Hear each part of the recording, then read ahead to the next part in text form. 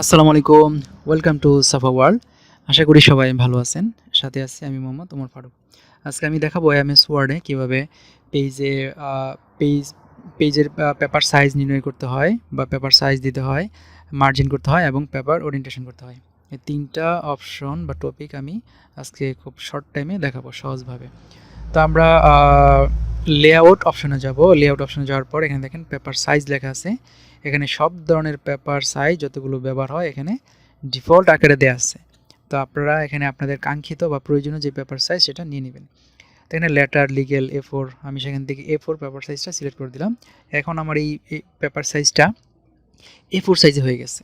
এখন দেখাবো orientation. Orientation হচ্ছে পোর্ট্রেট এবং ল্যান্ডস্কেপ, এই দুইটা অপশন থাকে। ল্যান্ডস্কেপটা হচ্ছে আপনার এইভাবে লম্বালম্বি থাকবে, আর ওরে পোর্ট্রেট হচ্ছে সোজা লম্বা আকারে থাকবে।